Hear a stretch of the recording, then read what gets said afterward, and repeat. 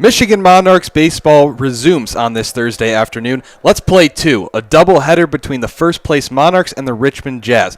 Welcome back to Adrian, Michigan, everyone. Alongside Alex Maxwell, I'm Jake Gorwitz. The GLSEL puts things on hold for the All-Star break, but we're back for the final stretch of the regular season, and the Narcs couldn't be hotter. 6 in a row, 11 of 12. That's good enough to lead the North Division and the entire league. Alex, 7 games left before the playoffs. Narcs are close to clinching. Now the focus shifts to fighting for home field advantage. What a stretch it's been for the Monarchs, Jake. Just like you said, 11 out of 12. Wow. You couldn't ask for better baseball in any aspect of the game. The bats have been stellar, putting up 7, 8, 9, even 15 runs a game through this stretch. And the pitching has come alive, throwing strikes, lighting up the radar guns as well. But now isn't the time to slow down. 2010 is the best record in the league. But if you drop a game or two, the standings could look a lot different. Dropping 2 tonight would be devastating. But, Jake, here we go. Good day to take 2. Michigan Monarchs know how quickly things can change. It's worked in their favor, but they also know the potential for some disappointment if they drop a couple games here and there as we close the season. You mentioned it. There's no time to sleep going into this doubleheader in a 3-game series. The third game of this set between the Monarchs and the Jazz will come on Saturday in Richmond. But today, 2 7-inning games, that's different baseball. It is. It's a different strategy and a different mindset, really, in every aspect, whether that be from a manager's perspective, from a pitching perspective, and hitting. It's just a different game. 7 innings might not sound like a lot, Jake, but that really does make a difference. The halfway point is the gradual extreme. Halfway through 7 is about 3.5, 4, and halfway through 9 is about 5, maybe 6. So that's really going to play a big factor in who can start off hot. Well, the Jazz, they haven't had the best season, sitting at 13 and 17 near the bottom of the South Division, but with the difference of this being a 7-inning game and Richmond throwing its 2 best pitchers, starting with Matt Dickey in Game 1 here, Monarchs need to step up. Really, it all boils down to, can the Monarchs hang with the Jazz's ace? Really, that's all it really comes down to, is because it's 7 innings is completely different than 9. So you can go 5 scoreless innings just like that, and all of a sudden you're clawing back in this game. So the Monarchs got to start off hot, which they have done this year. Hasn't been a problem for them. But definitely, Jake, like you said, 2 7-inning games is going to change the dynamics of how the game is played.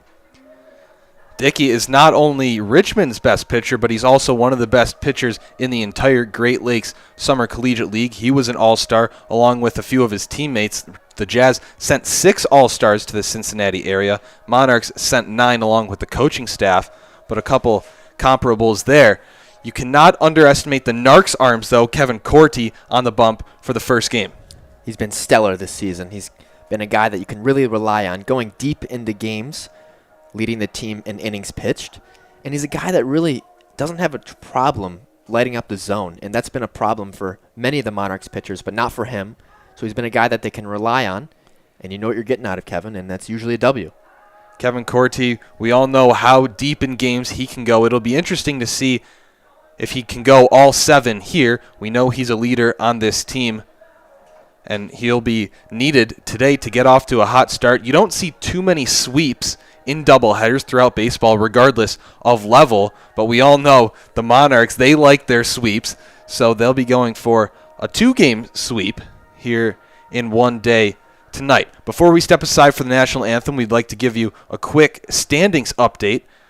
In the North Division, Monarchs are obviously on top with that 20-10 record. A couple sweeps over Muskegon, Sandusky got them to this point. But Jetbox only 4.5 games back. Lima has been climbing their way back up in the standings. They're 5 games back of the Monarchs. So first place seems like a realistic goal, and that could possibly be the end point going into the playoffs.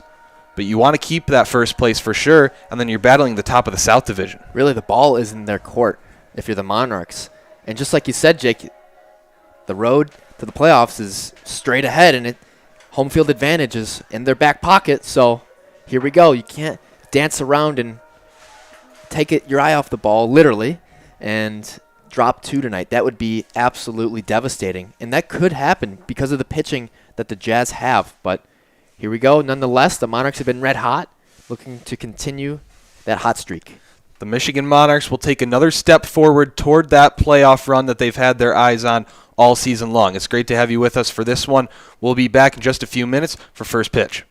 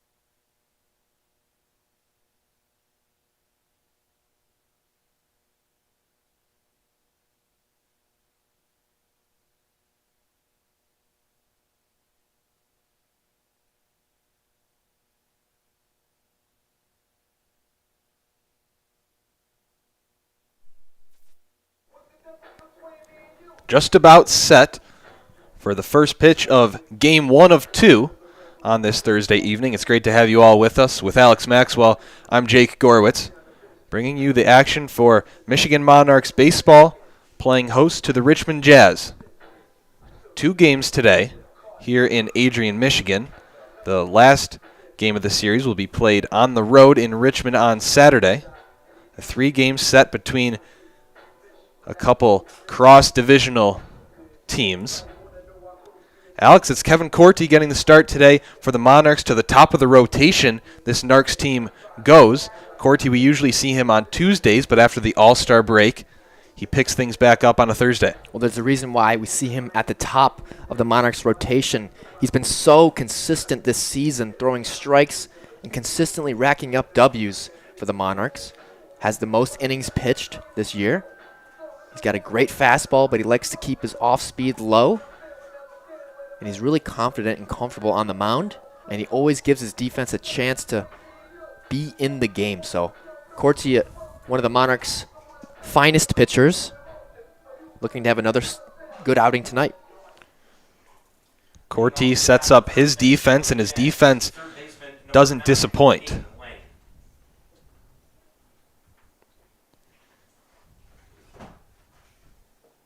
First pitch of the game comes at 4:36.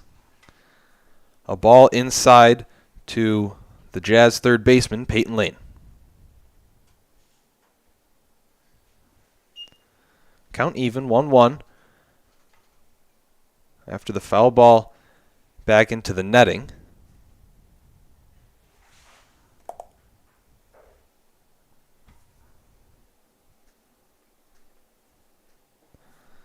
There's that off speed, Alex. You know you like that from Kevin Corti. Count 1-2. Yeah, as long as he can continue to throw that for a strike, he'll be going back to that all day. Illich is going to set up outside for that too. Just a tad high on that one. Count 2-2 on Peyton Lane, on his way to play college ball at Northern Kentucky University. He rips that one foul behind the Monarchs bullpen. He's on his way from Vincennes University. You'll see a couple Jazz players play their college ball at that JC. And an early battle here. Peyton Lane not going down easy. Yeah, Corti is definitely considered to be a contact pitcher. A guy that's going to get you a lot of ground balls. And that's due to his consistency to keep it away from the hitters and keep it low. Ooh. Corti hits the first batter of the game. Peyton Lane will walk gingerly down to first base. And Richmond has its first man aboard. Yeah, Peyton Lane's going to be feeling that one. That was right on the hip, on his left hip. And that's one of the worst places you could get hit because it really limits your mobility going forward. And not the start if you're Kevin Corti to be ahead of the count and to lose a guy like that. Not a solid start. And that's one of the Achilles heels all season for the Monarchs was free bases.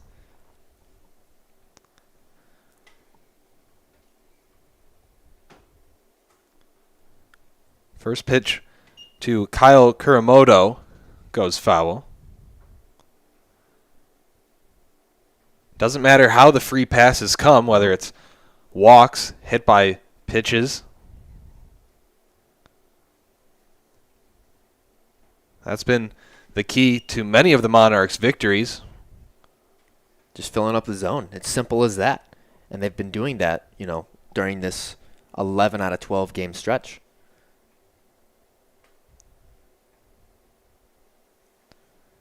Ball low there to Kuramoto. Count 1-2. Peyton Lane on first after being hit in the side. That one is ripped up the middle to Brown. He'll step on second. The throw over to first. It's good for a 6-3 double play. Jake, that's exactly what we were talking about. Corti, his specialty is throwing ground balls. And he got out of that blunder in the first at-bat. Beautiful double play twist by Henry Brown, taking it himself. And that's what good pitchers do. They always find a way to bounce back. Excellent play at shortstop as well by Henry Brown.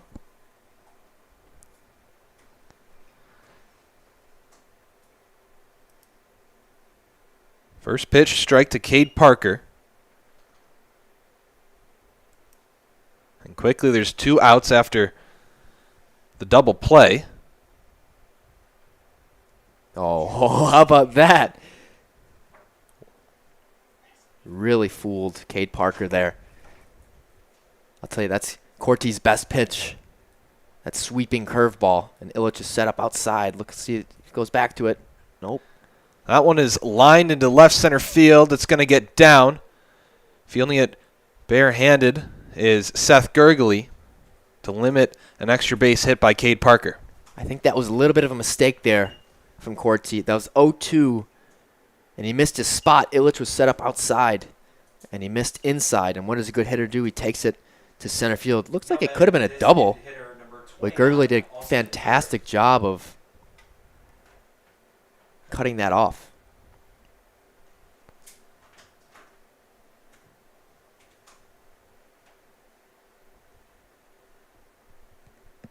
Parker on his way. That one is just sent into center field. Didn't look like Illich was expecting the stolen base, and neither was Henry Brown. No, the Monarchs need to wake up and be attentive. This is how a slow start can affect a game, especially that it's 7 innings. They can't afford that run in a moment like this. Especially facing a guy like Austin Deering, the MVP of the All-Star game in Mason, Ohio. We always like to say, Jake, every little thing finds a way to add up. Corti misses the zone just on the outer part of the plate. Count 2-1 with 2 outs.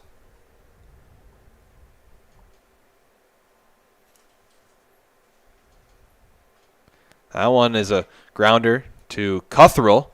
The off-balance throw retires the side. Richmond Jazz give the Monarchs a little scare in the top of the first, but Kevin Corti keeps a clean slate. That was a good bounce back for the Monarchs there. They had a little bit of sloppy play with that throw down to second and nobody being there.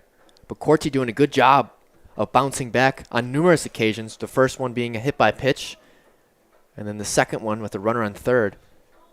But 2 ground balls got us out of the inning, and some solid defense behind him. But, Jake, that was dangerous. That's not how you want to start off the inning.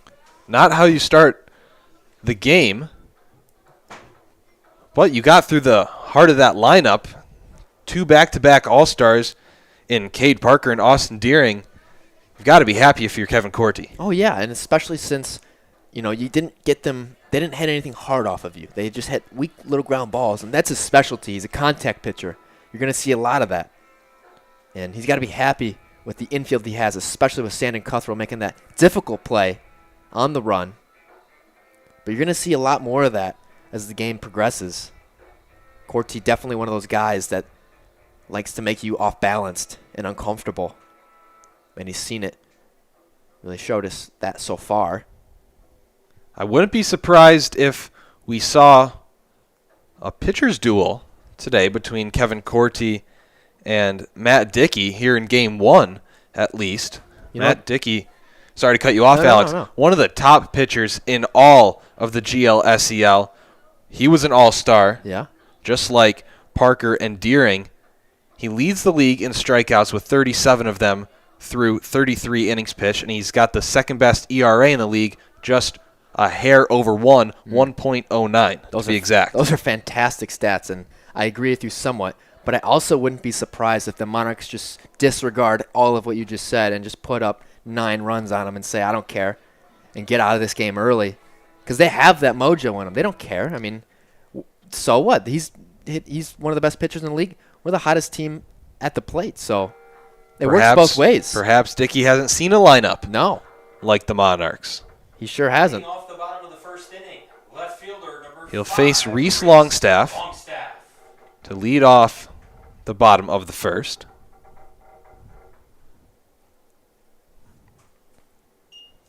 Longstaff, one of the 9 All-Stars.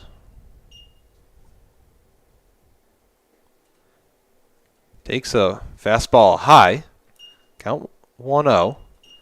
For a guy like Longstaff, currently he's at Arizona Western College, but that all-star opportunity to get looks on a bigger stage as he drops that one over the head of the second baseman, Wimbley, that's a big opportunity for a guy like Longstaff. Huge opportunity. A guy especially who's from Australia, from the other part of the world. He's got to get more eyes on him.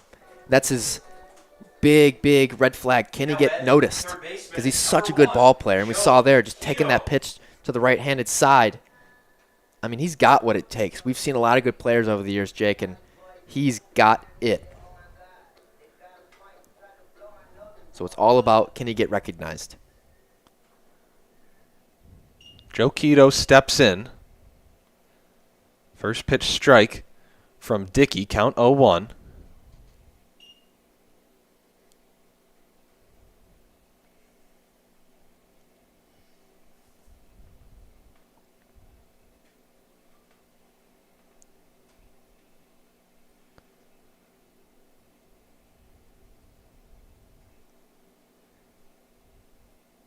Quito's playing third base tonight. We see him all over the infield. Longstaff on his way, a hit and run. Oh, what are the odds, Jake? Oh, my gosh. Looks like Longstaff he ran into that. Wow. I don't think I've ever seen that happen live. I haven't. Longstaff was on a hit and run, and Quito had a ground ball that hit Longstaff in the leg. If that didn't hit Longstaff, he would have been on third standing up. Now batting, right fielder It's the wrong place at the wrong time, I guess. Talk about it, yeah, my gosh. Very unlucky for the Monarchs.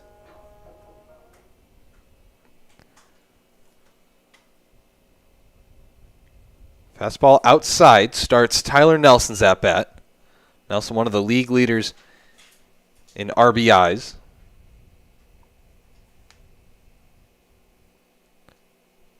Batting just below 300 this season, 292. That's a hot shot. Left side diving play by the third baseman, Lane, to retire Nelson at first. What a play by Lane. Extending out. And not only that, but making a good throw. That's one of the hardest parts about making a full play is making a solid throw. The designated hitter, number 30, Hayden Yatzak. And if you're the pitcher, Dickey, this is what you love to see. Your defense is helping you out because you're going to need all the help you can get against these bats. Some solid contact so far for the Monarchs. Piecing up Dickey. Nothing to show for it with 2 outs. And Quito on second. First pitch strike to Hayden Yatzak. Hayden Yatzak is a guy that has stepped up mightily on the mound as of late. Coming up big in some relief appearances.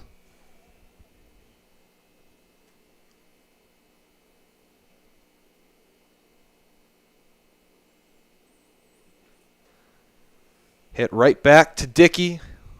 Take a couple steps in the underhand throw over to O'Malley.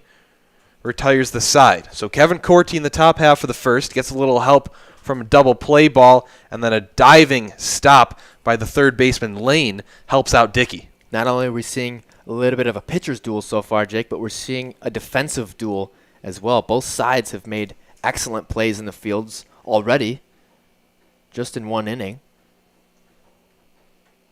So you can really feel the focus from both teams right now. You can really sense it. The Monarchs have a target on their back. That's one of the, cons of being in first. Everyone's going to bring their A game against you and try and knock you off. So they got to play not down to their other team's level. They got to play up to theirs, their own level. So this is no game to sleep on. if you're the Monarchs. I think the buzzword there, Alex, is focus. You come off of the All-Star break. That's the longest break that these guys have had all summer long after a lengthy college season. Yes, the team's hot, 11 of 12. It easily could be 12 of 12 if it wasn't for a late game collapse against Jetbox in the second leg of that doubleheader. But focus, how do you come back after a few days off? You're feeling good. You've got a little bit of cushion in the division. How do you come back? Well, you got to take it one day at a time and not get too overeager and try to look too far ahead or too far back. You got to stay in the present and work within the moment and work with what you got. Kevin Corti working against Connor O'Malley. Swing and a miss. Brings the count even at 1-1.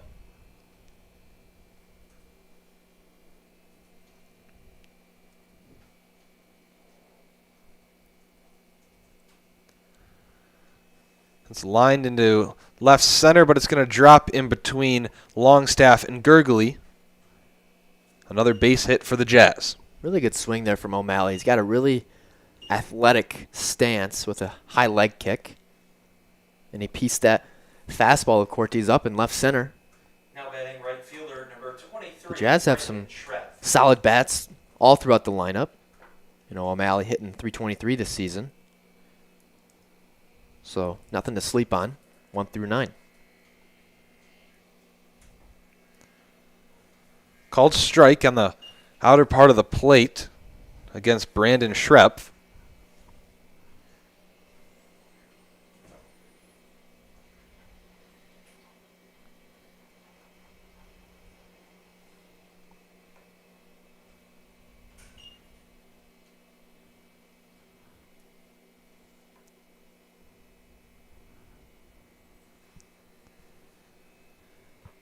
The 1-1. Swung on, left side. Throw over to Cuthrell at second, gets the lead runner. But the throw is not in time to retire Schrepf. Smart play from Quito to get the man at second. And once again, Corti doing a good job of keeping the hitters off balanced. Now batting center fielder number 44, Trenton Newer.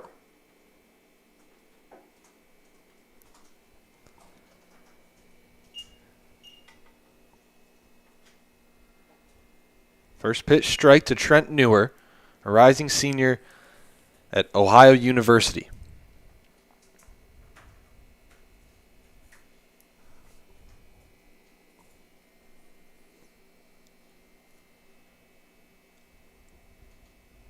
Jake, that's about the fourth curveball in a row that Corti's thrown. And he's 0-2 now with 2 strikes. Now he's really got Newer all confused.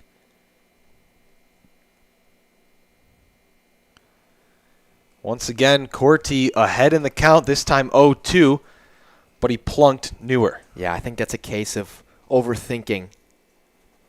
When you're 0-2 cruising, you almost get too cute, too far ahead of yourselves. And that happens. That was not something you want now because men in scoring position with only 1 down. When it really could be out of this inning if you get that double playoff a little quicker. And then you had the 0-2 right there. So a lot of woulda, coulda, shoulda so far for the Monarchs.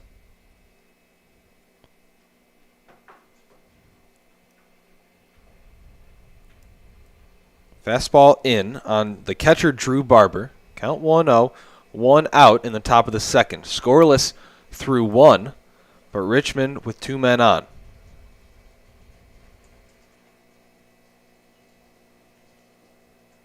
Corti's ball really likes to run, and that's why you're seeing it coming on the hands and hitting 2 hitters already because his ball continues to come in and in and in on right-handed batters. Just like that as he sawed him off the hands.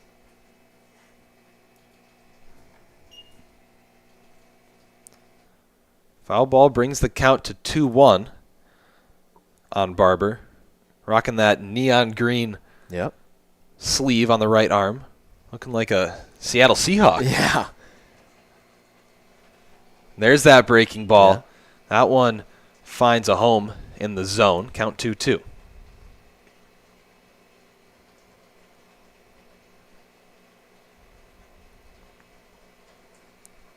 Runners on the way. Swing and a miss. The strike him out, throw him out attempt. No good, but 2 outs. Good pitch there from Corti once again. He is mentally 10 steps ahead of the hitters so far for the Jazz. But this is a big out here for the Monarchs. They cannot fall asleep. And a base hit would likely score 2. Ooh, how about that, Jake? Big 12-6 curveball. It looked like Wembley was moving out of the way. That's how much it broke. It's Wembley then top for the Jazz. Corti steps off with Schrepf on third and Neuer on second.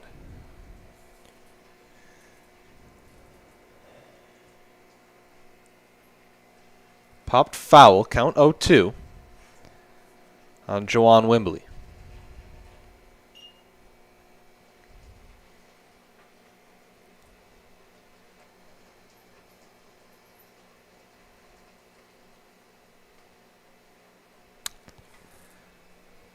Pitch outside, gets in between the legs of the catcher Illich, and the Jazz are on the scoreboard first. It's not the start you want if you're the Monarchs. That is better baseball so far from Richmond. They take advantage of the mistakes that the Monarchs have given them with that hit by pitch. Corti rung him up there. Foul tip back into the glove of Illich, but not before the Jazz open the scoring. 1-0 going to the bottom of the second. Richmond leaves a man on third, but they lead the home team by 1. Alex, not the start that the Monarchs wanted to, but another case of limiting the damage there. Yeah, I mean, like you said, Jake, that was the second inning in a row where there were men in scoring position. But you'd almost like to see it not even come to that point, because there's 2 opportunities where, or 2 situations rather, where you kind of just give them runs, right? They don't really have, they have 1 hit. They've gotten, what, is that 2 or 3 hit by pitches? Is that, how many batters? 2. 2 batters hit by pitches. You want to have 0 walks. You know, it's all been your own damage. So, yes, you did limit it, but you'd like to see them not even get to that point in the first place. So, but credit to Richmond for taking advantage of it. That's what good teams do. And that's what you have to do when you're going up against a team like the Monarchs. Yeah. And the funny thing about baseball is you're going to have an opportunity every single inning to either minimize the damage or pounce on it and increase it. So it's funny. Every little battle, as we like to say, is going to add up. And baseball is a sport of many situations and many battles. And today we have 2 mini games, Yeah. if you will, on our hands with a doubleheader, 2 7-inning games between the Monarchs and the Jazz. Really, whoever plays the best in the back half of the first game is most likely usually to win the second game. That's how it typically works. Even if you lose, if you play really well in 5, 6, 7, and you play some inspired baseball, you're going to be hungry to roll into the second game. Seth Gurgley takes a ball high to start his at-bat.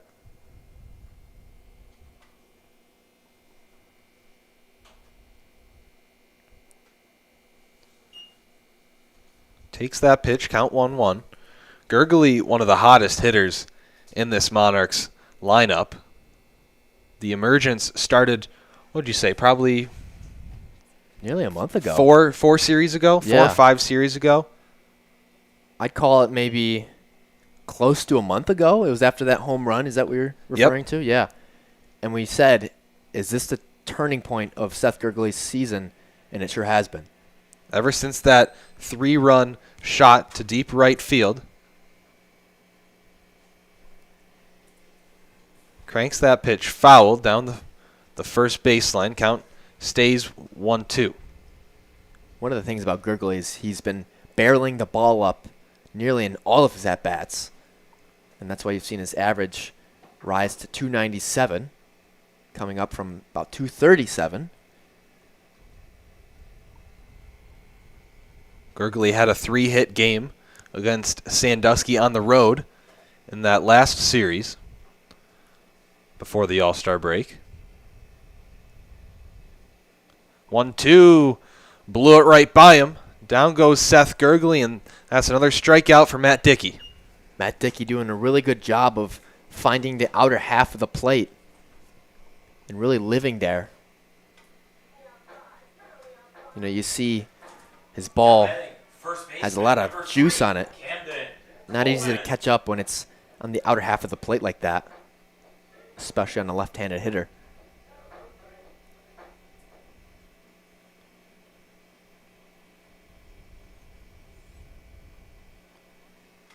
Camden Coleman goes after the first pitch, sends it foul. Right side. Camden Coleman, another one of the red-hot hitters, a part of this Monarchs roster. This guy's just a base knock machine. He is, yeah.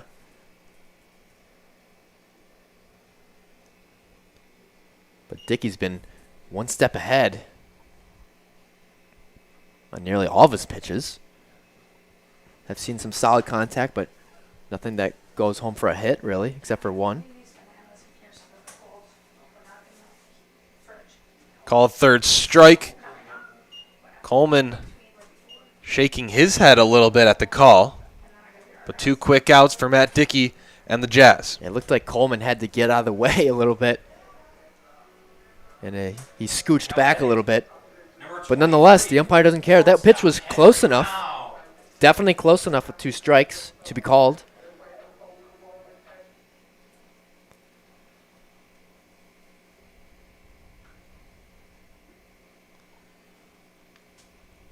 Fastball called a strike against Henry Brown. Matt Dickey showing why he's one of the top pitchers this league has.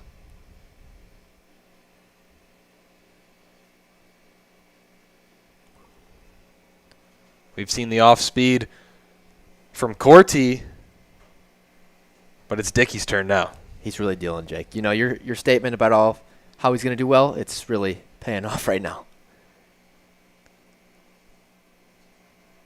Here's the 0-2. Just low. Wow. Keeps Henry Brown alive. Count 1-2. 2 outs in the bottom of the second. Richmond leads 1-0.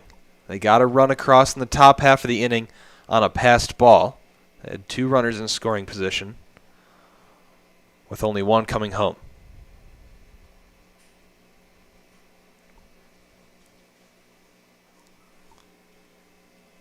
Man, Dickey is really way out ahead mentally and in every little aspect of the game. The Monarchs are just fouling off pitches now, taking balls that are right down the middle.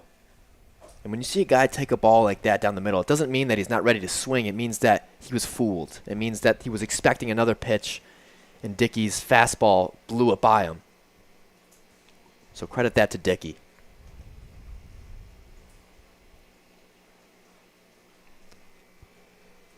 Henry Brown fighting off a couple pitches from Matt Dickey. Count stays 1-2. Dickey's definitely sitting high 80s, low 90s today.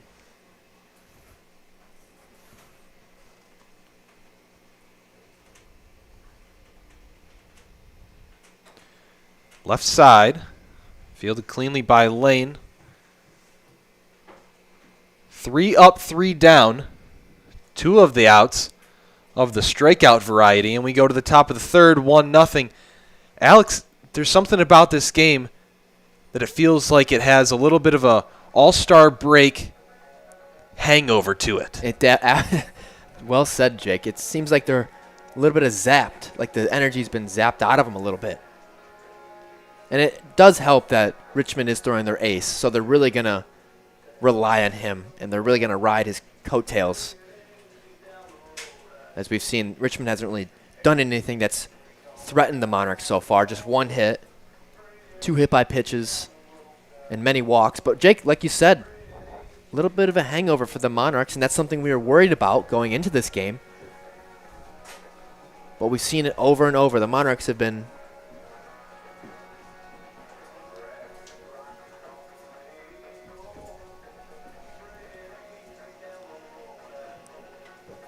So Kevin Corti comes back out for a third frame of work against Richmond. A couple self-inflicted wounds. A couple hit-by pitches. Ended the last inning with a couple strikeouts, though, Alex. So some positive momentum coming into the third, but 1 run across. That doesn't feel great. Nope.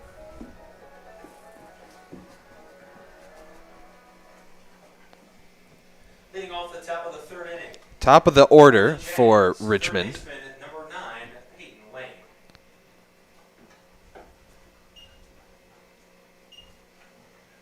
First pitch inside ball to Peyton Lane. He was hit by the pitch in his first plate appearance. That's popped up in the infield. Cothrell camped under it for the first out. It's good talk from the infield from the Monarchs. Can't tell you how many times I've seen the ball, everyone just point up to the sky and it just drop right in front of them. Number 25, Kyle Once again, Curamoto. Corti really dealing. No threat so far. The Jazz have been no threat.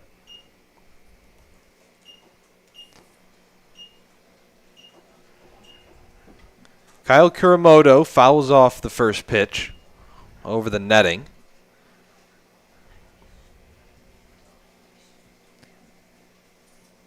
He's on his way to Alabama State University by way of Andrew College. Kuramoto, one of the couple Jazz hitters hitting over 300. He's hitting way over 300, 365. And Jake, one of the interesting things about this Jazz team is the amount of players from Florida and Alabama. That's not something we have on the Monarchs, other than Longstaff being from Australia, which is pretty out of the ordinary. Well, you know, a lot of guys from Florida, Alabama, Georgia.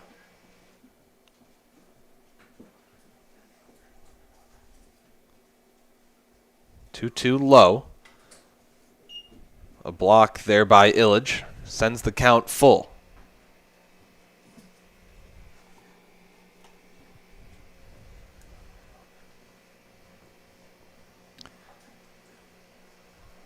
Payoff pitch flied. Shallow left field. Going back a few steps is Henry Brown. 2 outs. Good stuff once again from Corti. Being unpredictable and continuously keeping the Jazz hitters on the front Now batting the on their front foot, shortstop, number 10, really keeping them off balance. That's why you see these weak little pop-ups, these ground balls. Corti is 2 steps ahead mentally. Cade Parker steps in with 2 outs to face Corti. That inside pitch looks similar to Camden Coleman's pitch.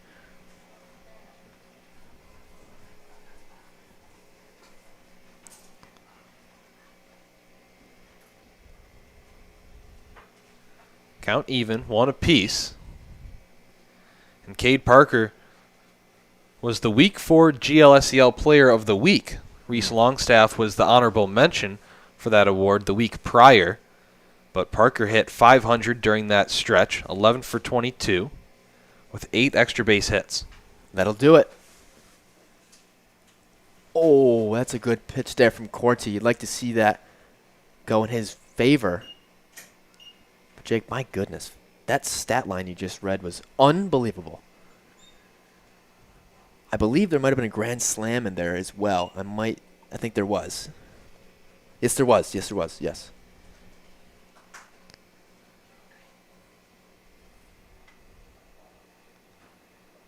Couple consecutive pitches inside. Walks Cade Parker. He's on base for the second time this afternoon. Now batting, designated No worries hitter, for number 29, Kevin Corti. Steve 2 down. And still, once again, the Jazz haven't really done anything offensively that's been scary. They've just kind of taken advantage of one or two little plays.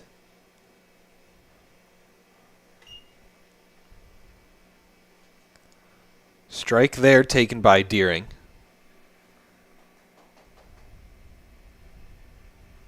Last time Deering was up, Parker was all the way on third as that one is roped into left field, out of the reach of the shortstop Brown.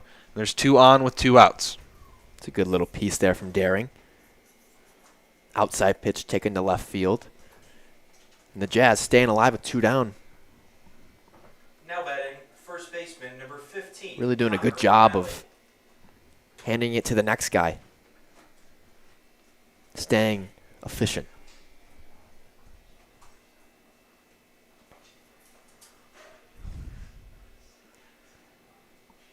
And don't Ball. look now, Jake, but his pitch count is increasing by the inning.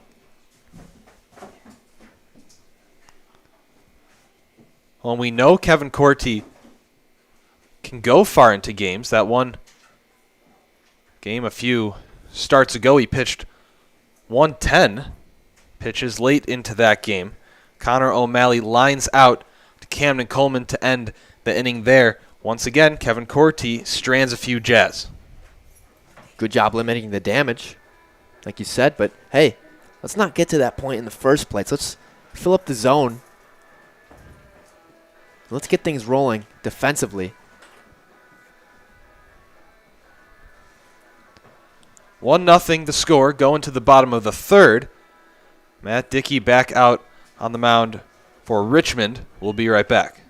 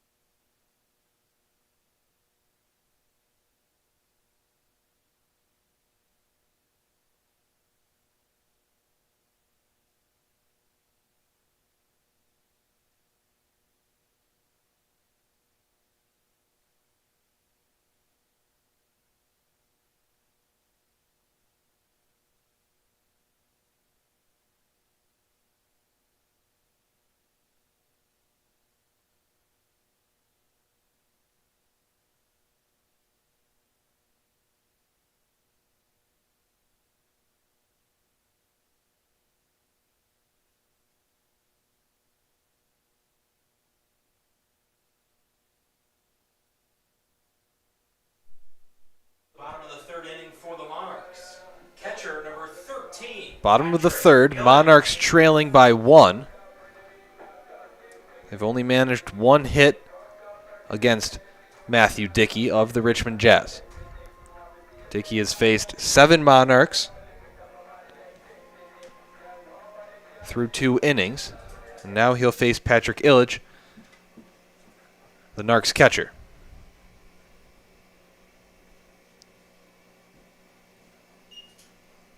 And Jake, don't look now, but we're nearing the halfway point of this ball game. And just like that, that's how fast a 7-inning game can go. This is Illich's first at bat, and we're about 45% done.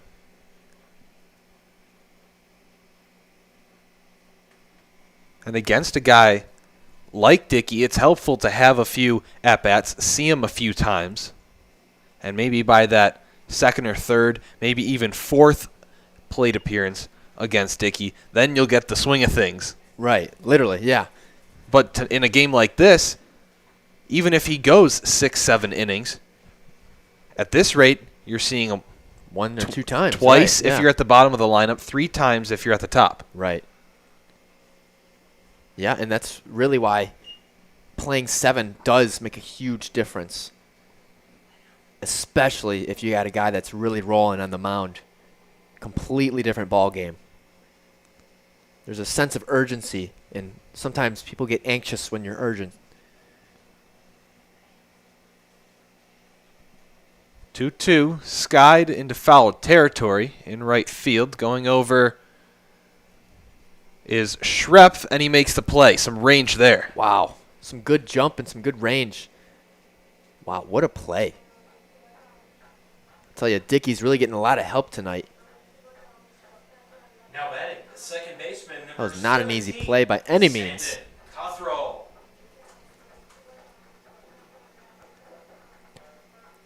But that's what happens when you fill up the zone and can find strikes. Gives your defense really a chance.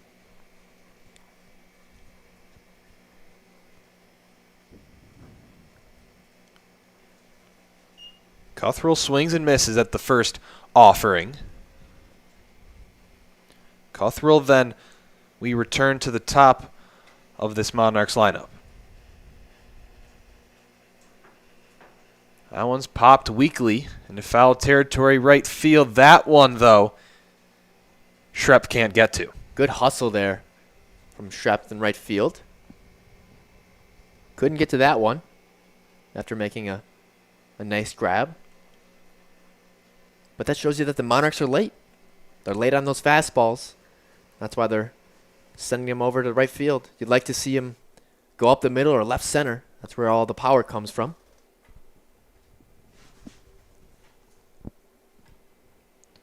Oh, 2 check swing. He rung him up.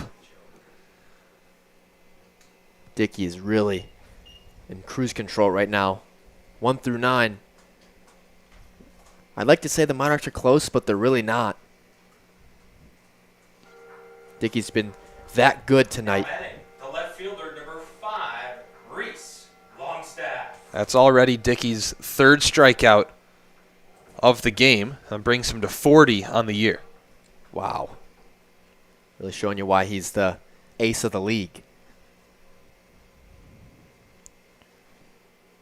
Reese Longstaff singled to start off the game for the Monarchs.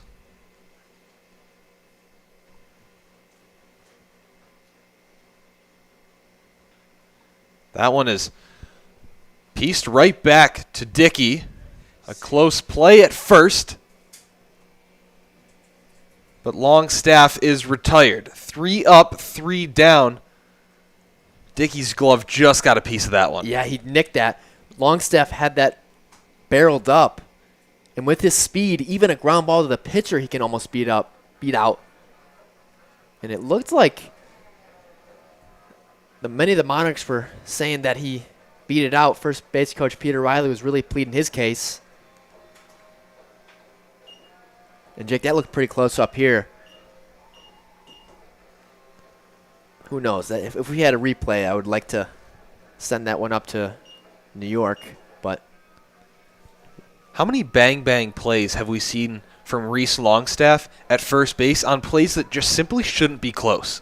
Nearly every time. I mean, at least once or twice a game, really. Even a ground ball to shortstop that he's out in is a stressful play because he is that's why he's so valuable, is because he hits the ball hard and to all directions, but he's also the fastest guy, one of the fastest players I've ever seen. And that's why you're going to see, that's why he was in the All-Star game, and that's why scouts are really looking to ask more questions about him because he's got what it takes. And Ben Kamenowski was telling us he thinks he's got what it takes to play Division I ball out west, and there's some good baseball over there. Longstaff makes the routine plays not so routine. That is lined sharply into left field, stays fair, just right of the line, and going to second is Brandon Schrepf. He'll stay put with the leadoff double. That's a nice shot there from Schrepf. Ball just stayed fair. Man, he really roped that one down the left field line, almost rounding it to third. But he settled at second. Now this is an opportunity for the Jazz. You have to take advantage of this. First at bat was a double. You got to move the runners here, maybe with a bunt or a ground ball. This has to be an RBI situation here soon. Trenton Newer is the first Jazz player with an RBI opportunity. Count 0-1.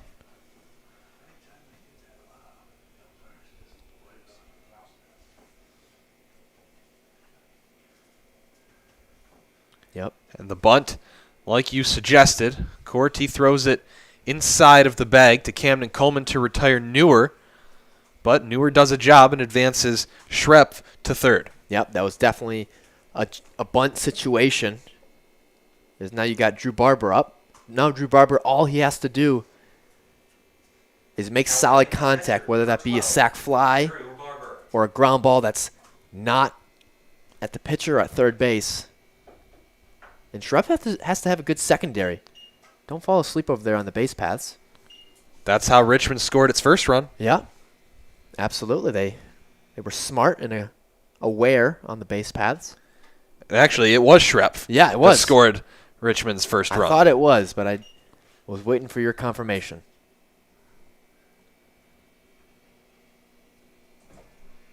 But you see the Monarchs corners in.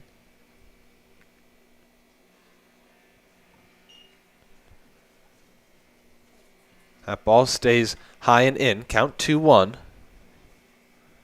on Barber.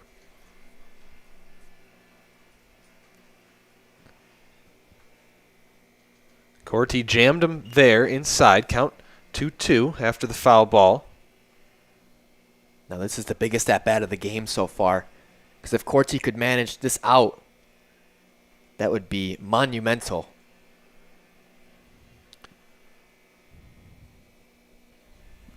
Two is fouled over the top of us here in the press box. And really nobody knows that more than Barber and the Jazz. They know that if they don't capitalize, a good team will make that bite you every single time.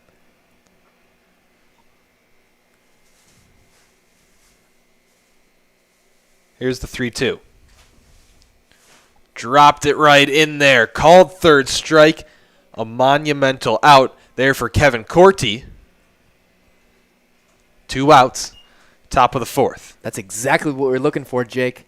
Dropped in his best pitch, that curveball. Barber wasn't looking for it. He was looking for that fastball. Beautiful pitching and resilience from Kevin Corti to keep it scoreless this inning. But he just plunked Juwan Wembley there. Wembley. Is this a coincidence that we've seen Corti hit 3 batters? No, I think it's really he's not feeling his fastball at this game. And it runs as it just to begin with. His fastball has a lot of movement. And he's really not having a lot of control on the inner half of the plate where he likes to feed it. That is a deep shot into left field. It's a 2-hopper to the wall. 1 run will score. Coming home is Wembley. The throw home is off target. And 2 runs score for Richmond. A 2 RBI double by the leadoff man, Peyton Lane. Man, that is a nice shot from Peyton Lane. He was familiar with Corti's curveball, and the first pitch he saw, he pounced on it. A hot shot down the line. That's what good hitters do. They adjust and they're aware. And they adjust and they have an approach, a plan. And Peyton Lane knew that curveball was coming, and he ripped it. Man, oh man. Jazz up 3-0, and they really deserve it. Hasn't been close so far. They have 5 hits. Monarchs have 1. That's hit cheaply up the middle. Going to his left is Henry Brown to retire Kyle Kuramoto. But another big top of the inning for the Richmond Jazz. They now lead 3-0 going to the bottom of the fourth. Little concerning for the Monarchs. There's been some well-hit balls that inning. 2 hot shot line drives down the left field line. One of them went for a double. So not the start that the Monarchs want so far. Down 3-0, 5-1 in hits. But we've seen this over and over with this team. They've kind of come out of nowhere with a rally. But the problem is they haven't seen a pitcher, in Matt Dickey, who's been so dominant. This is not a fluke outing for Dickey. He's been the best pitcher, arguably one of the best pitchers this league has seen this year. So if you're the Monarchs, you got to bring it back one by one and start getting men on the bases and just putting together good at-bats. That's really all you can ask for. The Monarchs have seen some stellar pitchers. Carter Dorn of Lima, Griffin Kielander of the Royal Oak Leprechauns, a few pitchers that are just behind Dickey in a few stat categories. The Monarchs were able to get to those guys, but really not a whole lot created off of Dickey so far today. No. And it's really because Dickey's variety of pitches that he has. And he's so good at locating the pitches he wants. And he does a great job of mixing it up, too. He doesn't throw you 3 pitches in a row in the same spot. You're going to see different locations. The eye level is going to change. And it's not easy when you got a guy throwing in the 90s to adjust to an off-speed pitch or a curveball or a changeup. He's a good pitcher, man. We roll on to the bottom of the 4th with Alex Maxwell. I'm Jake Gorwitz. Monarchs looking for some offense for the first time today, a part of this doubleheader.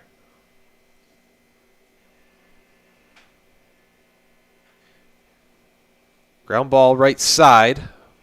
Bobbled it. Did Wembley and throws it away. Man, that's a lucky start for the Monarchs. Wembley definitely knows he can do better than that. And that's what you need, though. You got to take advantage of little things like that. Wouldn't be surprised if Joe Quito tried to swipe second and kickstart the momentum. But really, the Monarchs, the door's open just a crack. We'll have to see if that turns into anything. But, Alex, that seems like the mistake that a team like Richmond against a team in the Monarchs simply can't make. Oh, absolutely. They can't afford stuff like that. Because this is their ace, so they're really riding on him. So Quito on first. Tyler Nelson now up to the plate.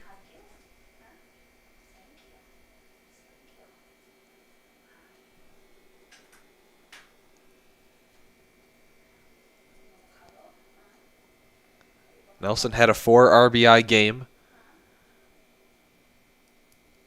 in that Sandusky series. Takes a fastball high there.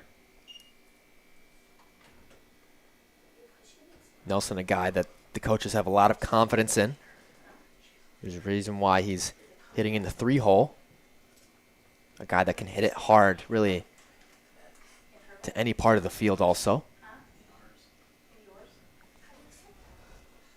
That's well hit into center field, but coming in a few steps is Newer for the first out. Maybe a case of hitting it too hard there if you're Tyler Nelson. Just straight away center. Now batting, designated hitter number 30, Hayden Yatzak. With 1 out, Hayden Yatzak steps into the batter's box. Has Quito on first. Monarchs trailing by 3 in the bottom of the 4th. But we should remind you that this is only a 7-inning game.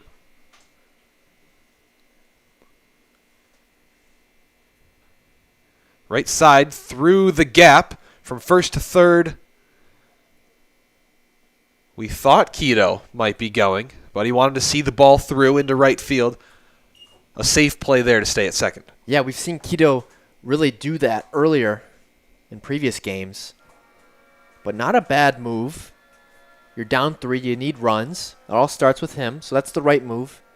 Now batting, center fielder number 15. As well, you got Seth Gurgley up. Gurgley. And he's a guy you can really rely on. So a wise decision from Quito to remain at second.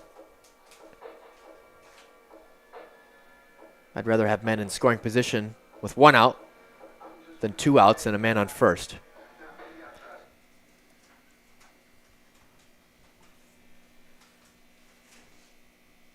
Especially when you have Gurgley and Camden Coleman, Henry Brown coming up.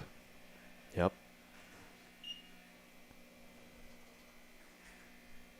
Foul ball chopper starts Gurgley's at bat.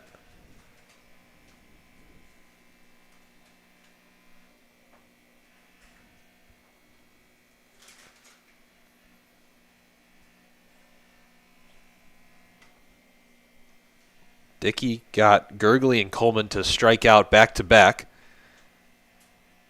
during their first plate appearances. Ball inside around the feet, evens the count 1-1. One of the things about Dickey that's really impressive is he doesn't miss by much. Whenever he misses, it's just a few inches low or outside or inside. A lot of guys from the Monarchs tend to miss a little bit too drastic, but Dickey doing a really good job of keeping it consistent. That is pulled foul by Gurgley. Count 1-2. Quito on second.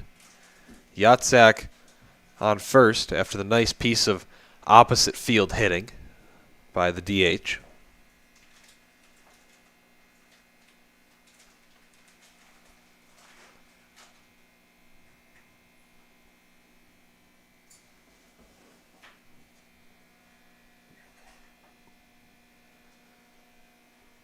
Swung on and missed by Gurgley. He goes down swinging for the second time this afternoon. Camden Coleman with an RBI opportunity and a chance for some 2-out offense. Now batting, Yeah, a guy first baseman that can number really 3, Camden make something out of Coleman. nothing. Monarchs are really relying on this opportunity. Just like that, Jake, we're in the bottom of the fourth. More than halfway.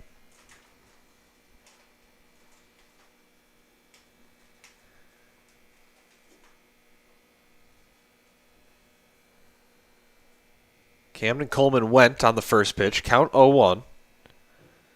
Middle of the infield pinching second base. Parker at short and Wimbley at second.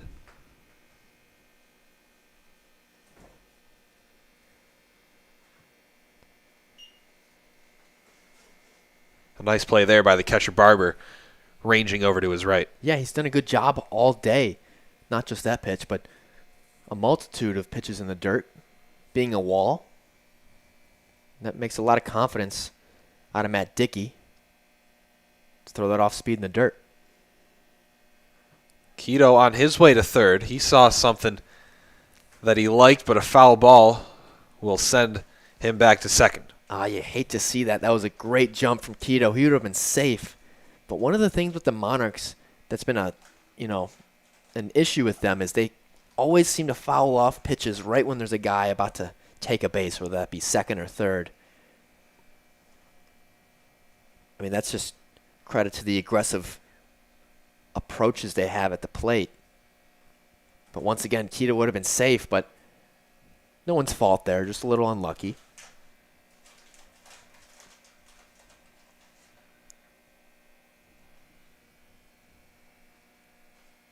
The 1-2.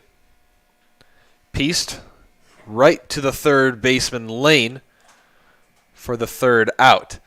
Talking about unlucky, that was a shot from Camden Coleman right at the third baseman, like you said, Jake. Monarchs had an opportunity, had some good swings, but still scoreless, 3-0.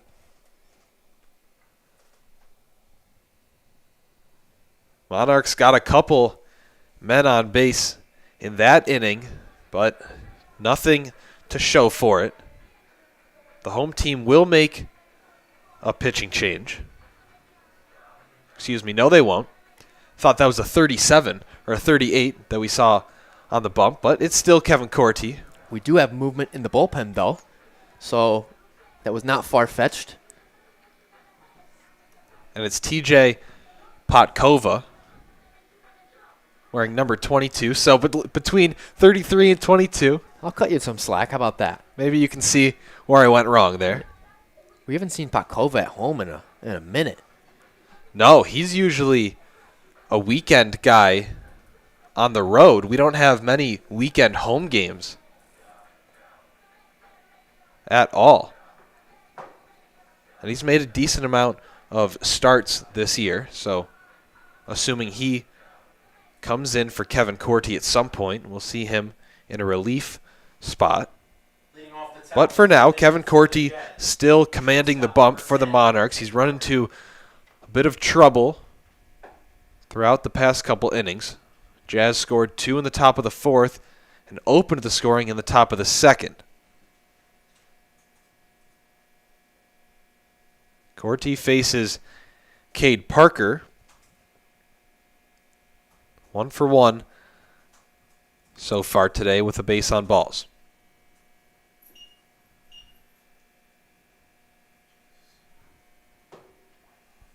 Really aggressive swing there from Cade Parker.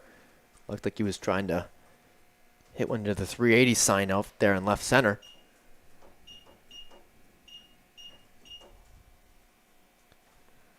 Jake, and you can really see why he was the player of the week.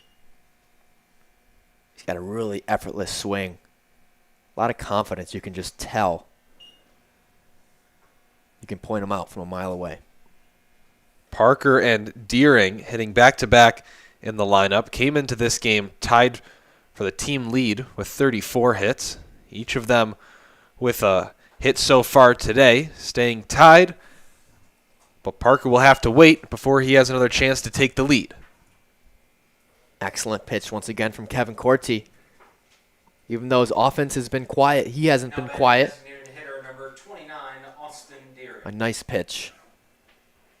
Doing a good job putting his head down and continuously working.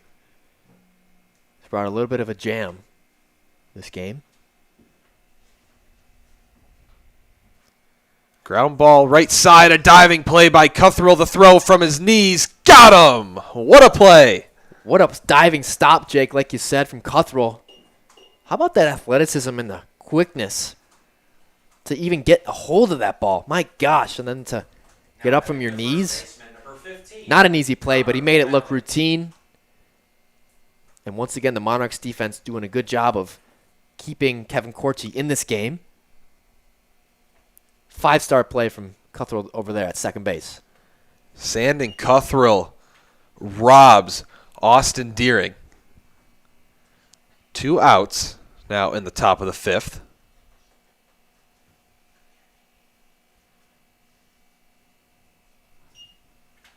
Count 2-0 on the first baseman, Connor O'Malley.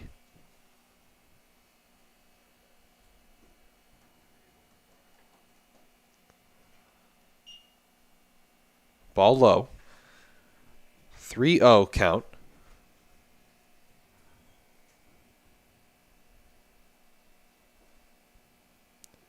Corti finds the strike zone there. With an off-speed pitch, that shows you the confidence he has in his off-speed, throwing it on the 3-0. That goes foul into the Monarchs bullpen. Would have been extra bases if it stayed fair, and I thought that we might see a repeat of that double down the left field line that we saw last inning. Yeah, that was absolutely smoked. And O'Malley already has a hit this game, so would have been good for the Monarchs. O'Malley on base for the second time.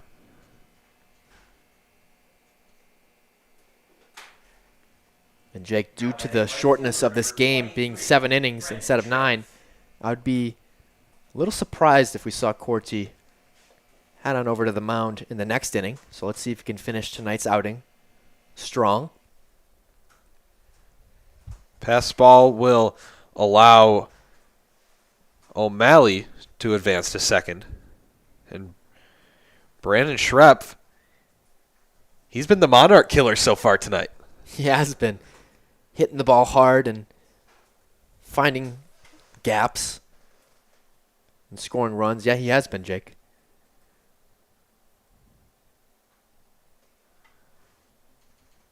Schrepf, an interesting prospect. A rising senior at Troy University, but a few stops before finding his way. Was previously at Pensacola State Community College and then at the University of South Florida. So some big-time baseball in this guy's resume. Ball low and outside. And actually at USF, he was the only two-way player. Oh, wow. 33 games as a hitter, 12 appearances out of the bullpen. Very high-level baseball down there, especially in Florida when you got so many athletes. The competition is just 10 times better than it is up north, just due to the weather and just the pure amount of athletes. But don't sleep on Michigan baseball, though. St. Mary's, best team in the country. High school, that is. High school, yeah. Count 3-1 on Schrepf with 2 outs. Foul ball right back at us. Brings the count full. O'Malley in scoring position. Schrepf looking to break this game open even more. Corti walked him. You see Ben Kamenowski coming over to the mound. Yep, he's going to the bullpen. I thought it would be after this inning, but change has to be made now. A solid outing from Corti. Definitely not one of his more proud ones. But nonetheless, he pitched just fine. Just three runs and 3 2/3. Excuse me, 4 2/3.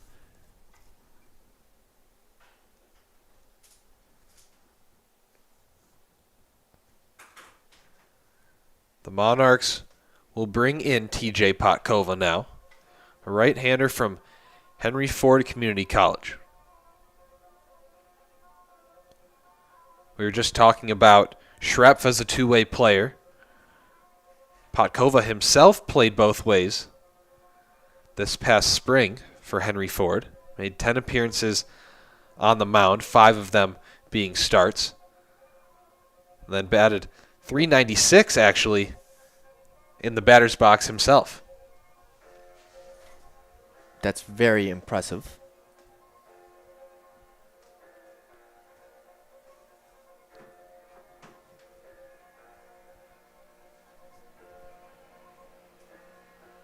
Now entering the game to pitch for the Monarchs, number 22, TJ Potkova. But if you're Potkova, the number one thing you have to do, Jake, we say it time in and time again, just throw strikes. Give your defense a chance to come up behind you and really support you, because we've seen many defensive plays this afternoon that were stellar. So we know we got it behind him. It's just a matter of, can he even give the defense a chance? And especially with men in scoring position, first and second, 2 down, you really have nothing, no excuses now. You got to throw strikes.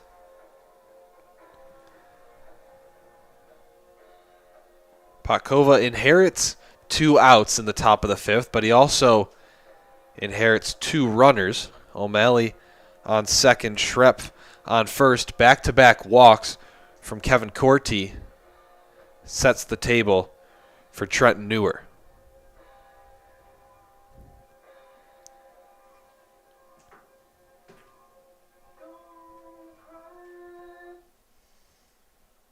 Now batting center fielder, number 44, Trenton Newer.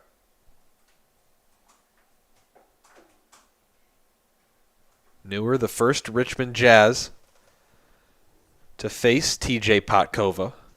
His team up 3-0 against the first place team in the GLSEL. First pitch fastball inside.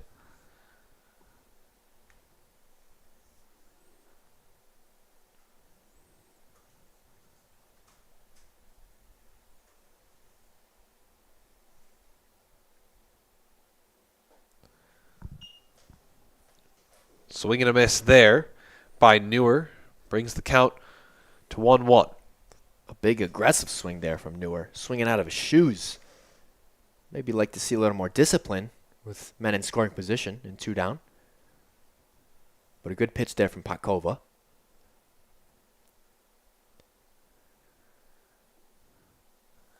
The off speed stays low. Count 2-1. Now on Newer. Patkova's pitches have a lot of bite on them. That curveball was sharp.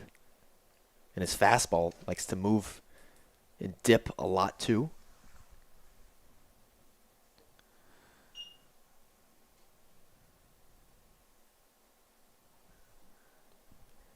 And Jake, it looked like it nicked the jersey of Newer there. Bases loaded now, 2 down. But it looked like Illich was talking to the umpire. He didn't look like he agreed with that. Because Illich was pointing to something, but I doubt that he was pointing in reference to Newer getting hit by the No, pitch. I think it was, did he swing? Might have been a check swing he was trying to check or appeal. But nonetheless, this is a chance for Richmond to bust this game open with bases loaded. Drew Barber fans on the first pitch from TJ Patkova. Still 2 outs in the top of the 5th. But it could look a whole lot different with 1 swing. Filthy off speed. Count 0-2. 2 outs. Let's see if he goes back to that. That pitch was fantastic. See if he can paint that on the outer part of the plate.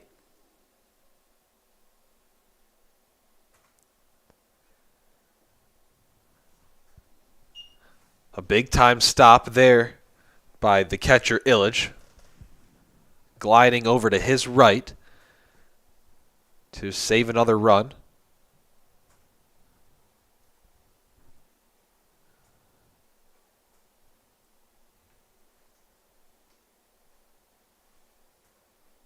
And time is called. Bases loaded for the catcher, Drew Barber.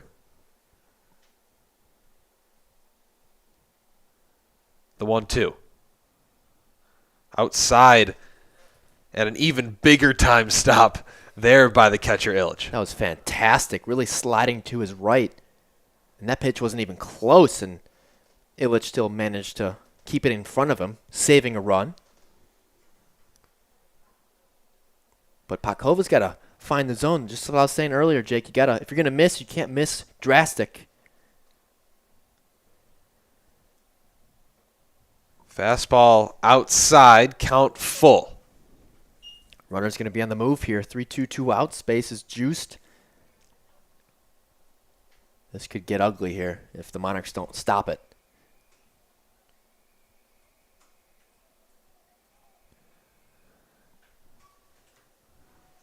Cranked foul down the third base line. Keto kind of hovering the foul line, but that one escapes. Fair play. Count stays full with 2 outs. 3-0 Richmond leads. Looking to extend.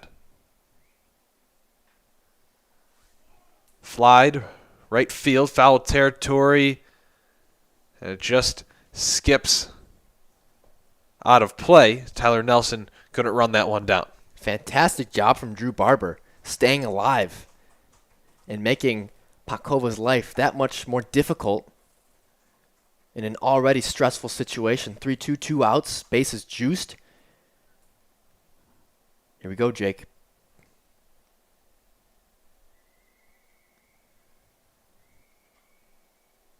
Swung on and missed. Oh, big one from TJ Patkova. Keeps the Monarchs alive. Monarchs are still in it due to excellent pitching there from Patkova. Pitching himself out of a jam. That was a beautiful curveball. That's exactly what we are talking about. We were begging for that outside curveball. My goodness, that was filthy. Monarchs still in this game. 3-0. We head to the bottom of the fifth.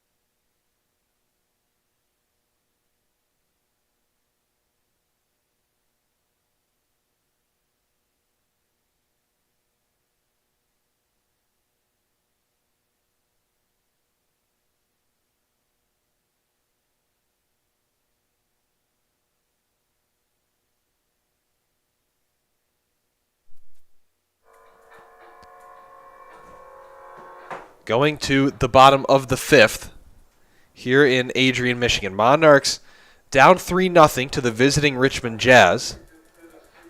And the Jazz had a prime chance to extend that lead way beyond 3. But they left the bases loaded. But with a pitcher like Matt Dickey, Alex, 3 runs could be more than enough. Absolutely. We haven't really seen the Monarchs have that much of a threat. Henry Brown, deep shot into left center. But the center fielder Newer calls off Kuramoto for the first out.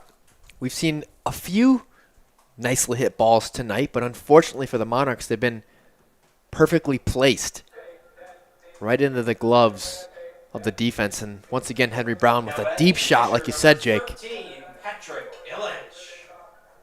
But another one up, another one down for Matt Dickey. He's been cruising tonight. Only 2 hits the Monarchs have.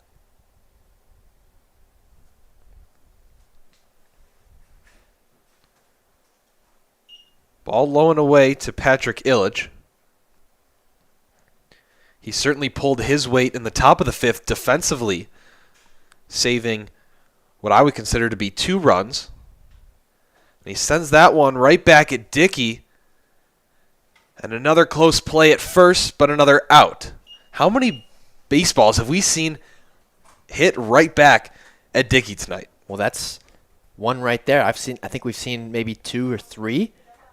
And he still makes the play at first. An excellent hustle there from Patrick Illich. I saw him chugging down the line hard. And he was just out by a step. Monarchs giving it all they got, but Dickey's just been a little better so far.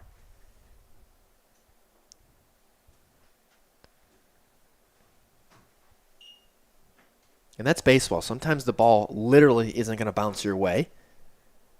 And it sure hasn't tonight for the Monarchs. Looked like the glove actually tipped. The back tipped the glove of the catcher. That was a no-called catcher's interference. I just picked that up right now from our angle. I'd like to see if the umpire can call that maybe down, if that ever happens again.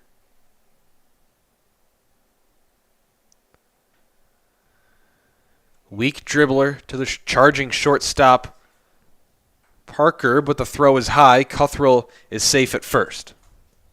Good hustle there from Cuthrell, making it really hard on Parker.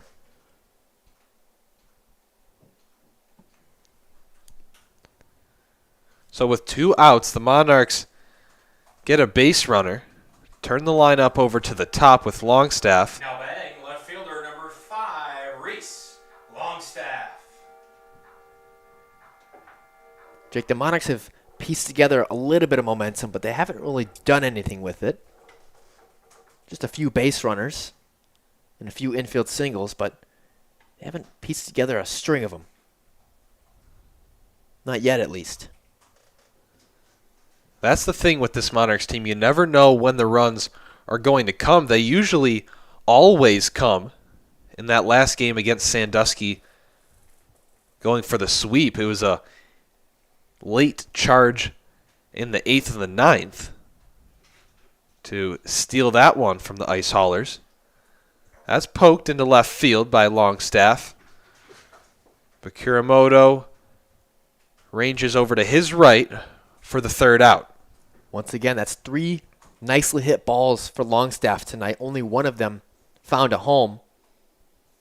But all 3 outs this inning, Jake, were hard hit balls. And once again, Monarchs not finding any luck, and Matt Dickey going out there with another scoreless inning. And it only took him a couple minutes. That was quick. Yeah, that was a very quick bottom of the 5th. Yeah. To the top of the 6th we go. Here on the campus of Siena Heights at the Joseph K. McLaughlin Baseball Stadium. Alongside Alex Maxwell, I'm Jake Gorwitz. If you're just joining us, the Monarchs are having a little taste of their own medicine today, down 3-0 to the visiting Richmond Jazz. And it's been thanks in a large part to the Jazz starter, Matt Dickey. He's been absolutely dealing. Monarchs have gotten a couple men on base here and there, but no serious threat so far. We talked about, Alex, you never know when the runs are going to come, and in that third game of the Ice Haulers series on the road, they were down 4-0 going into the top of the 8th, scored 3. Your defense holds the line in the bottom of the 8th, and then you score 2 more in the top of the 9th, shut it down in the bottom half of the inning, steal that game 5-4 to complete the sweep. Not saying we'll see the same thing today. I'd be shocked if Matt Dickey doesn't finish this one. But you got to hold out hope for this Monarchs offense. Absolutely. Baseball's a lot easier when Matt Dickey is not on the mound. So, Jake, like you said, there's always hope with the Monarchs. Ball inside starts out Jawan Wimbley's at bat. He was hit by a pitch in his first plate appearance. Same pitch, same spot, count 0-2. Check that 2-0. 2-0. Looked like the umpire's not liking the inside movement of Pakova's fastball. But we've seen him stay consistent there. So credit to that. And if you're Pakova, you got to make an adjustment. You can't just throw 3 straight pitches in a row there and expect to get a result.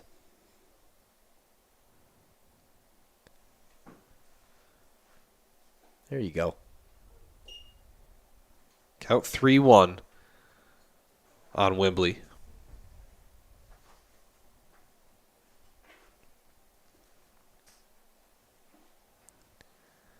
And Pakova puts Wimbley on first after 5 pitches. And Jake, we do see some movement in the bullpen for the Monarchs. Now batting third baseman number 9, Peyton Lane. Got Brendan Moran, number 10, up and moving around. He might just be getting ready for the second game of the could. doubleheader. He could. But you never know. You've seen guys come in relief and then pitch again. That's been done in the next game.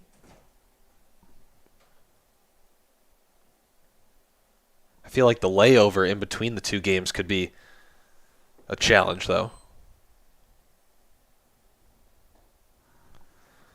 Pakova really painting the inside part of the plate. That one too inside. Peyton Lane in the box. doubled back in the fourth. Played a role in the 2-run top of the fourth.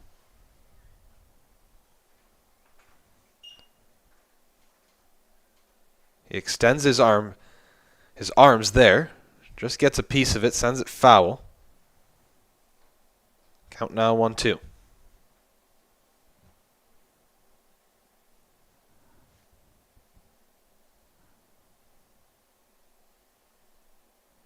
Wembley on the run. Monarchs have a chance for a double play. Underhand flip to Potkova at first. Caught Wembley napping. He slipped on his way back to first, which allowed the Monarchs infield time to twist it. That's absolutely heads-up baseball there from TJ Potkova to cover first as Coleman was looking for that pop-up. Now batting left fielder number 25. What a smart play to get that double play. That all credit there goes to Potkova thinking ahead and helping himself out big time there with that double play. Fastball outside to Kyle Kuramoto.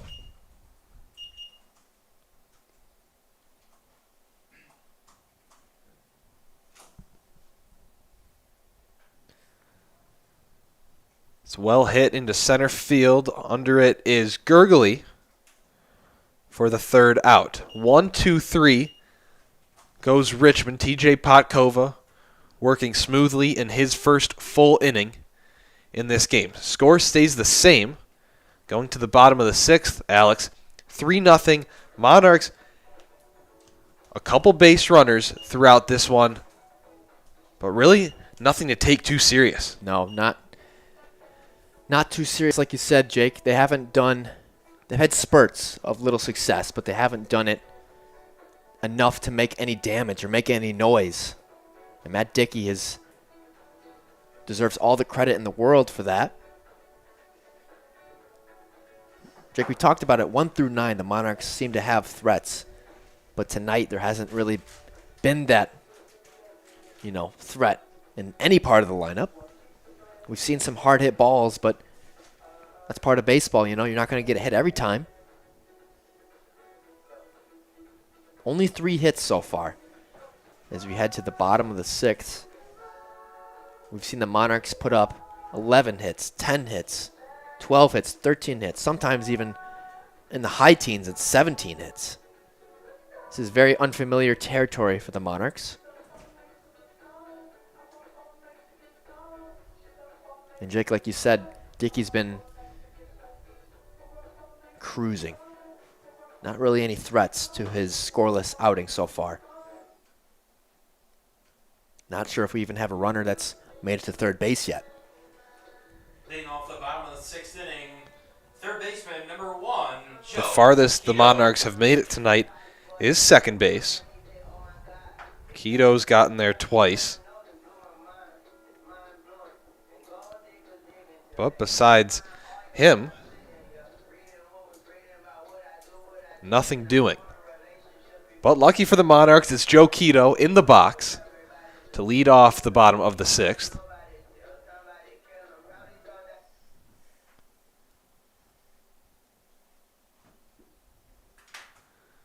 Takes the first pitch off speed for a called strike.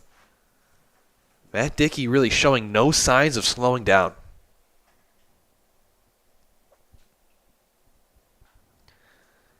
Nice piece there by Joe Keto just over the head of the second baseman Wembley. And the leadoff man is on for the Monarchs. Finally, they got rewarded. Another good at-bat. But this time it finally falls. Joe Keto roping a ball over second base. Now batting right fielder Monarchs not number showing any 37, fear. Dickey's been Tyler cruising, Jake. He hasn't Nelson. slowed down, but the Monarchs don't care. Here we go. Great opportunity for the Monarchs to kickstart the hitting parade.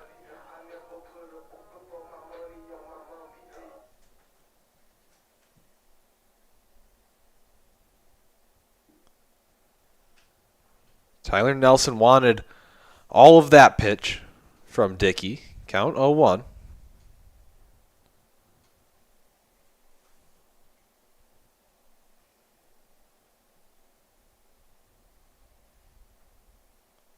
Dickey shakes off his catcher Barber a few times. Here's the pitch. Low and outside, a pump fake there from Barber. Keeps Keto honest over there at first. Keto has to be smart here. He's an aggressive base runner, but he's the first run potentially of the game.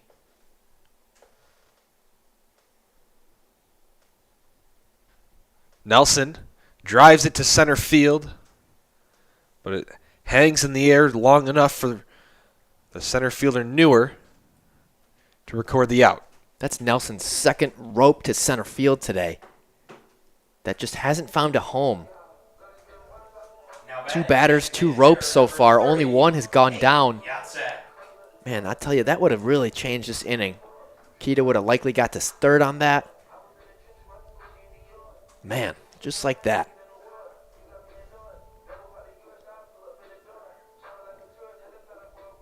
Hayden Yatzak took Dickey opposite field for his last at-bat.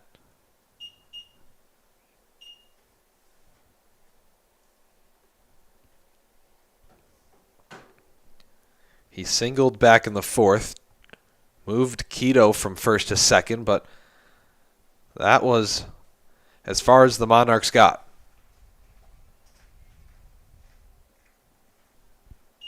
It's a really good eye there to lay off that high pitch there from Dickey that didn't miss by much. But if the Monarchs want to win, they have to rely on their big bats, such as Hayden Yatzek here in a crucial situation. Keto on the run, and a low pitch in the turf will result in no throw down.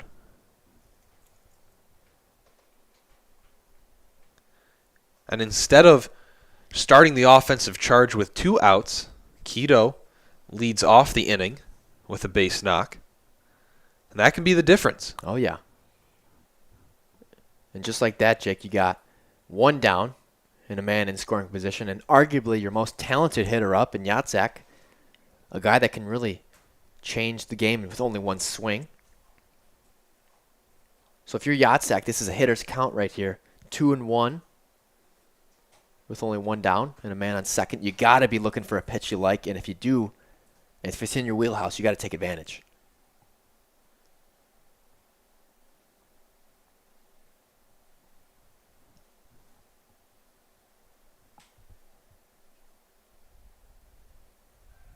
Keto on his way to third.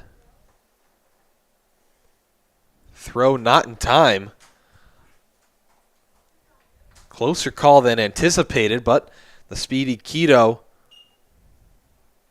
swipes another one. That's a Joe Keto special right there. 2 bases in a row. Showing absolutely no fear or hesitation. I love it. And we saw him attempt to steal third earlier in the game. It was a hit and run situation, though, that I think it was a foul ball. Sent him back to second. Yatzak with a chopper to Wembley for an out, but also a run. Monarchs on the board for the first time this afternoon. Hayden Yatzak does a job, brings Keto home. Score now reads 3-1. Richmond still leads. That run deserves, the credit deserves to be to Joe Keto on that one, 100%. He really made that run himself, stealing 2 bases and getting a base hit. Now the Monarchs have a chance now, pretty much just because of Joe Keto. Excellent play there.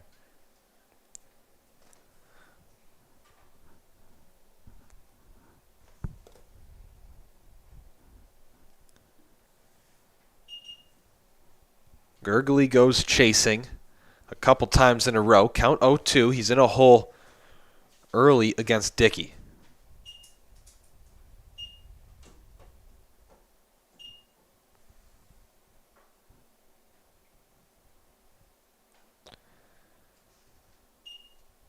Grounder to the shortstop Parker.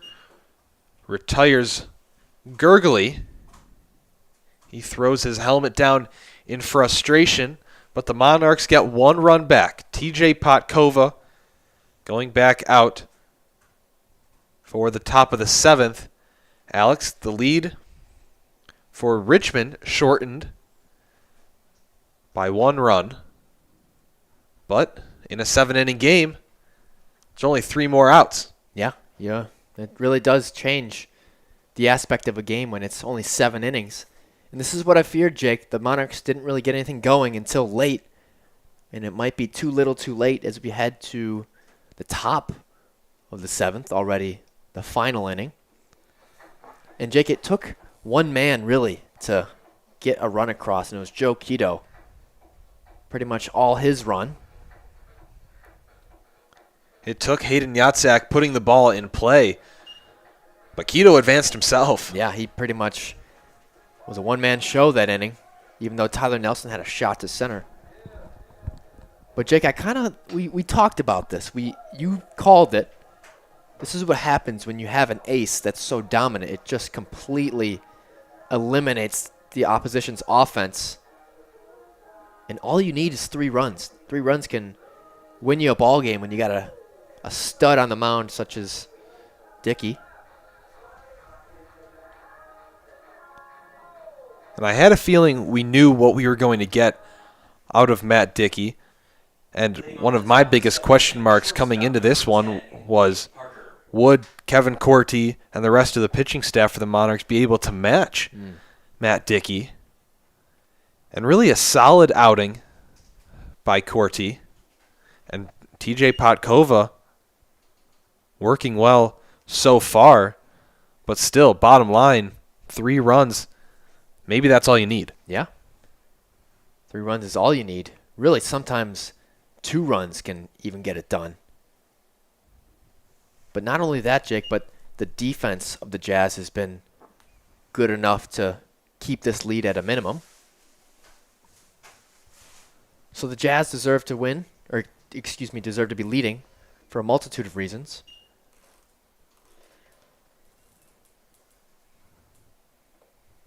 Swinging and missing there is Cade Parker. Count 1-2. Rung him up. Cade Parker can't believe it, but there's 1 out in the top of the 7th. Potkova doing all he can to keep the Monarchs in this game.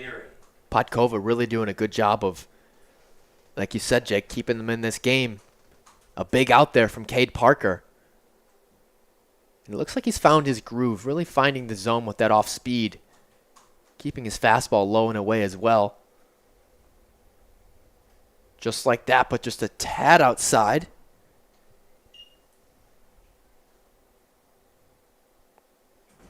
But Jake, is this a case of too little too late? The Monarchs pitching too well, but just when it doesn't really matter. Ground ball to Camden Coleman. Puts down Austin Deering. Quickly 2 up, 2 down for the Jazz. Now batting first baseman number 15, Connor O'Malley. We would have loved to see this efficiency maybe earlier in the game.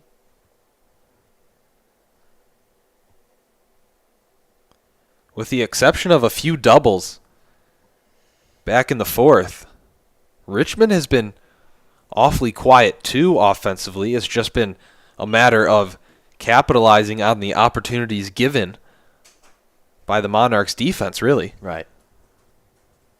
Yep.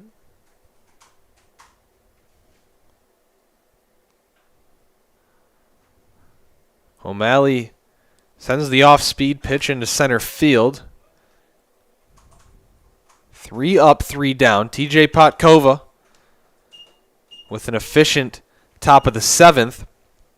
We go to the bottom half of the inning.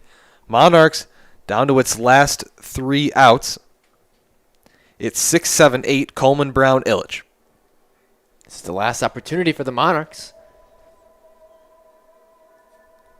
And they need to not try and do too much. They can't try and swing out of their shoes. It all starts with 1 at-bat.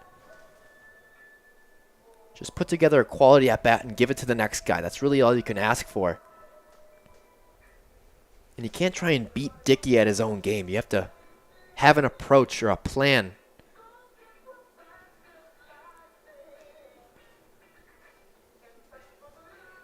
Going deep into games is nothing new for Matt Dickey. In fact, in all 3 of his wins this year that he's recorded, he's gone 7 innings. And other than that, he's gone 6 innings, 5 innings.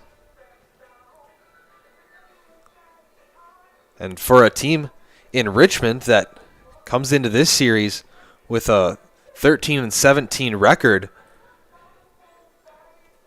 Richmond has won 4 of Matt Dickey's 6 appearances. So that just goes to show how much of an impact a guy like Matt Dickey can make. This is why you pitch your ace in the first game of a series, because it really propels the momentum going forward. Leading off the bottom of the 7th inning for the Monarchs. First And baseman, Dickey has number done that 3, Camden tenfold. Coleman.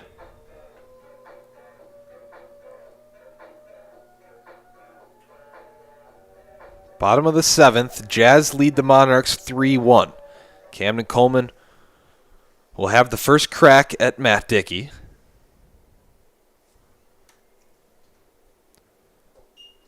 First pitch, ball high.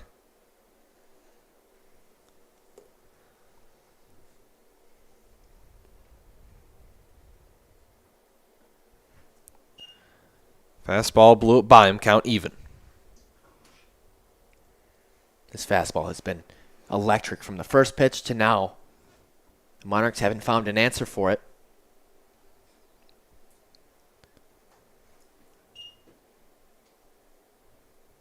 Everything working so far today for Matt Dickey. Really no holes in his game. Yep.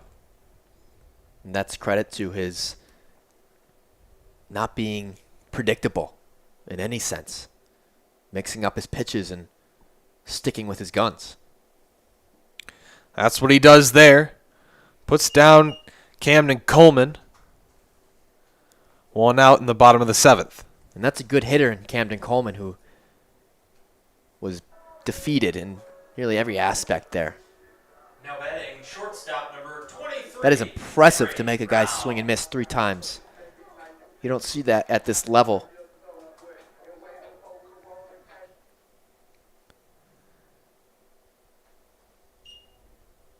Fastball low and away to Henry Brown. Brown hitless today.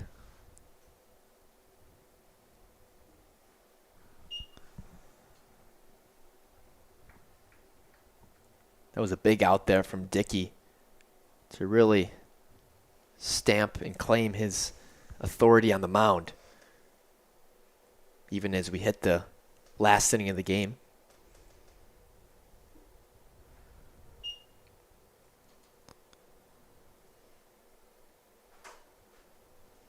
Count 2-1 now on Henry Brown. Dickey kind of rocks in place before he sets at the belt.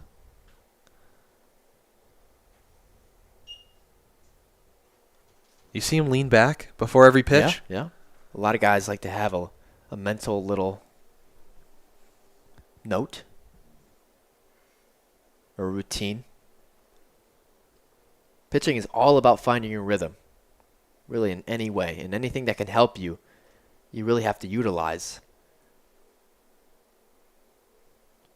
And man, he has been cruising tonight. Not many pitchers this season have really made the Monarchs quiet, and he is one of them. Grounder up the middle, once again to the shortstop Parker. 2 outs in the bottom of the 7th. A really smooth play over there from Cade Parker to set his feet and deliver a strike sidearm. He's a big-time player. You can see it on both ends of his game, at the plate and at shortstop. He is smooth, man. Last chance for the home team in the first half of the doubleheader. Richmond leads 3-1.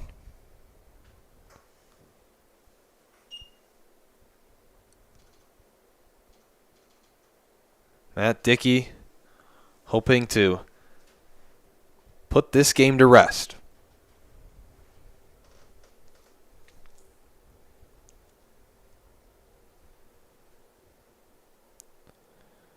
A big deep breath, and here's the pitch. Fouled off by Illich.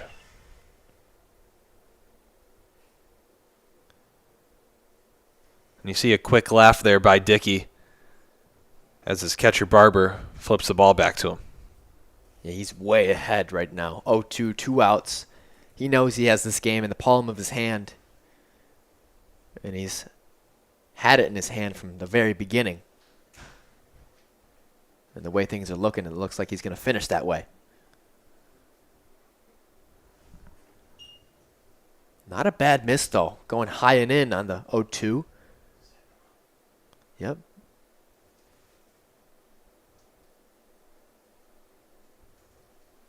That could be a setup pitch for what we're about to see.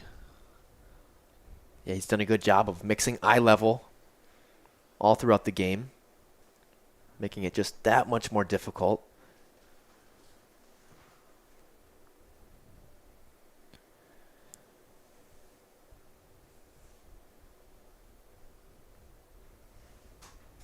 Ball low. Extends this game another pitch. Count 2-2 on Illich. 2 outs. Jazz up by 2. This would only be the second loss in the last 13 games for the Monarchs, barring some magic.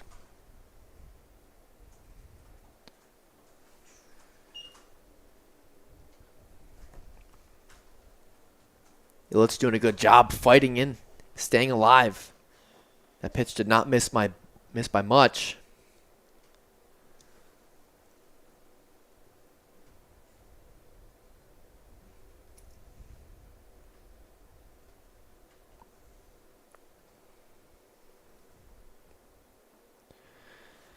Matt Dickey started it, and he ends it. Richmond takes Game 1 of this 3-game series and Game 1 of 2 here in Adrian tonight. Your final score, 3-1. And this was the Matt Dickey show, Alex. It absolutely was. It started with him and it ended with him. And really the star of the game is Matt Dickey. The offense for the Jazz was pretty good. It came up clutch in several situations, but the guy you got to talk about is Matt Dickey, going all 7 innings, only 4 hits, 1 run. The Monarchs really didn't get anything going, and that's a good hitting team that he just shut out and made them look foolish. So all credit goes to Matt Dickey. One of the finer performances we've seen by either team, as from all the Monarchs games we've called, Jake. We were wondering how this Monarch squad would return back to action following the All-Star break and following taking 11 of 12, 6 straight, and all streaks have to come to an end at some point. Alex, the 6-game winning streak was the longest of the year, topping the 5-game winning streak that led off the 11 of 12 stretch. But this afternoon in Game 1, they just ran into a wall. Yeah. And that's not really any fault of their own. I think it's more of Matt Dickey not giving them any hope or any life. You see, all the time, an ace can really throw off the rhythm of an entire offense. And he did that tonight. We talked about it earlier in the game. Limited plate appearances against a guy like Matt Dickey can come back to haunt you. Only 3 times this lineup saw the Jazz starter. I think that played a role. It absolutely did. I mean, you couldn't really get anything going. You couldn't really decipher what pitches he was going to throw. because he kept staying unpredictable. He never tipped his cards. He always mixed up his pitches, his location, and man, his pitches were on. We saw some frustration at the end of this game. A couple helmets thrown, a couple bats stomped into the ground. It'll be interesting to see how this Monarchs team comes back in Game 2. We saw them earlier in the season in the first series of the campaign drop Game 1 of 2 against Royal Oak and come back firing in the second game of the doubleheader. We'll have to wait to see if this Monarchs team can flip the page and flip the script in just a little bit against a sneaky Richmond Jazz team. The Jazz take Game 1 of this doubleheader. 3-1 is the final. We'll be right back here on the YouTube stream in just a little bit. We'll start up a new one, Alex. But for now, we're signing off. Alex Maxwell, Jake Gorwitz. We'll be right back with you for Game 2, first pitch, in just over a half hour.